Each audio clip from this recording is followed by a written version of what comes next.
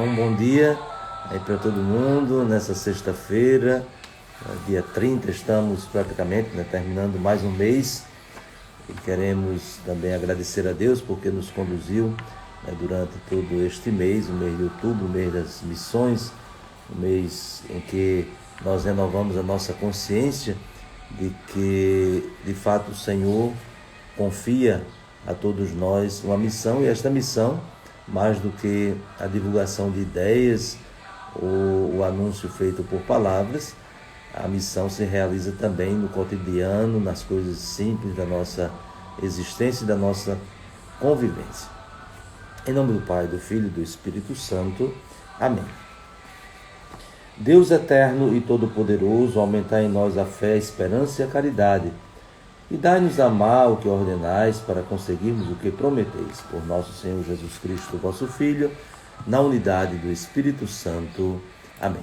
Então, hoje, para a nossa meditação, nós temos o início do capítulo 14 do Evangelho de São Lucas.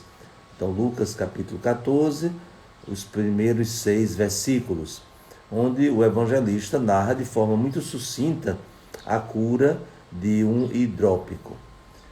Então, Jesus estava na casa de um fariseu, foi chamado para uma refeição lá na casa desse fariseu, que era um chefe dos fariseus, e a circunstância é um dia de sábado. E neste dia de sábado, como todos nós sabemos, com todas aquelas proibições, então eles começam a observar o que é que Jesus está fazendo, o que Jesus está dizendo e assim por diante. E nós sabemos que é sempre com o objetivo de encontrar um motivo para acusar Jesus, sobretudo de infringir a lei, de desrespeitar a lei, de não cumprir a lei. E ali naquela ocasião, desta refeição, então se achava uma pessoa doente, que o Evangelho diz que era um hidrópico. Hidrópico, hidropisia, essa doença popularmente chamada de barriga d'água, quando há retenção de líquido, e, portanto a pessoa fica inchada. Então imaginem o sofrimento deste homem, que estava se afogando por dentro, com essa retenção de líquido no seu organismo. E aí Jesus, antes de realizar a cura, Jesus faz uma pergunta muito provocativa, sobretudo para o seu auditório, repleto de fariseus, de pessoas que tinham esse apego à letra da lei, mas que muitas vezes não conseguiam atingir o espírito da lei. Então a pergunta que Jesus faz: a lei permite curar em dia de sábado ou não?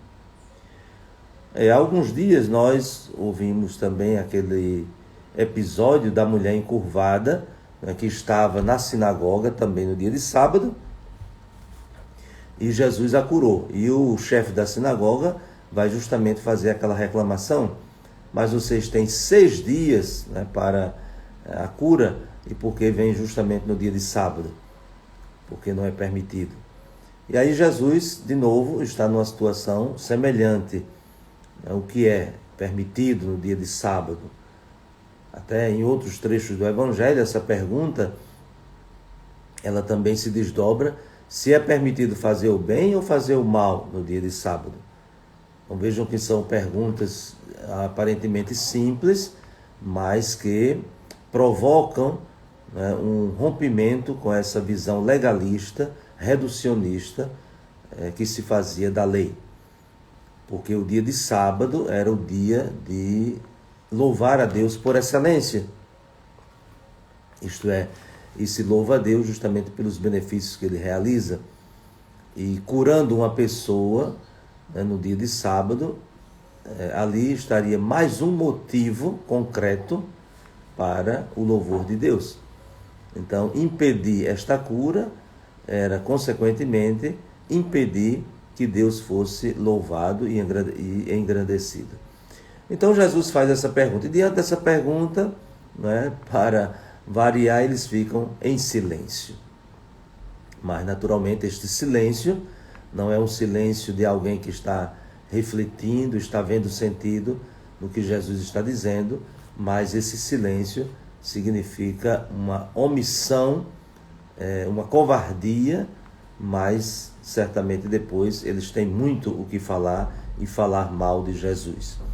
Então, diante da pergunta, Jesus não responde com uma palavra, mas Jesus responde com uma atitude.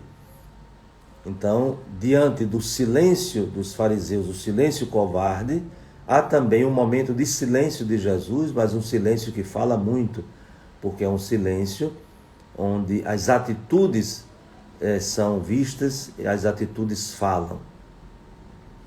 Então, isso é de suma importância também para nós aprendermos como é que nós podemos responder a perguntas fundamentais da nossa vida, não fazendo discursos, mas tomando decisões, assumindo atitudes.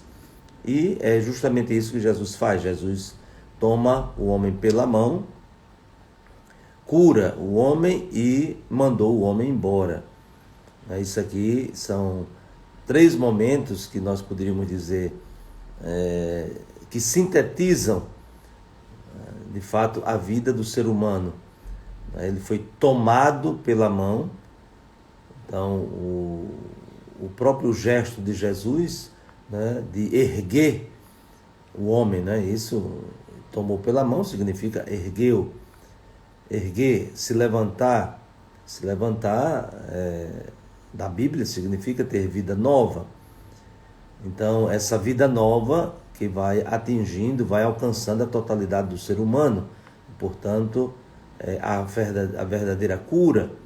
E quando Jesus o manda embora, naturalmente, esse verbo também tem um significado de ser enviado, né, de ser mandado. E, naturalmente, esse envio que Jesus faz é para que ele proclame com a sua vida as obras de Deus, né? Lucas, ele gosta muito de dizer que as pessoas ficavam maravilhadas e louvavam a Deus por aquilo que viam Jesus realizar. E aí Jesus, ao curar este homem, ao reabilitá-lo, né, para a vida, ele retoma agora a discussão, né, com os fariseus, também fazendo uma pergunta. E a pergunta é: se algum de vós tem um filho ou um boi que caiu num poço, não o tira logo mesmo em dia de sábado? Então, a resposta, naturalmente, até baseada na lei, era sim. É possível tirar, é dever tirar um animal ou o próprio filho do poço. Por quê? Porque está arriscando a sua vida. E é muito interessante aqui a comparação que Jesus faz, porque o poço é o poço com água. E Jesus cura um hidrópico. Para o hidrópico, era o contrário, né? Ele não estava dentro do poço, mas o poço estava dentro dele. Porque com a retenção do líquido no seu organismo, então é como se o poço estivesse dentro dele e estava matando. Enquanto que a comparação que Jesus faz é um poço onde se cai dentro. Então, vejam que se tira, né, do poço porque arrisca morrer, quanto mais um poço que está dentro matando. Então, Jesus tirou também esse homem dessa condição.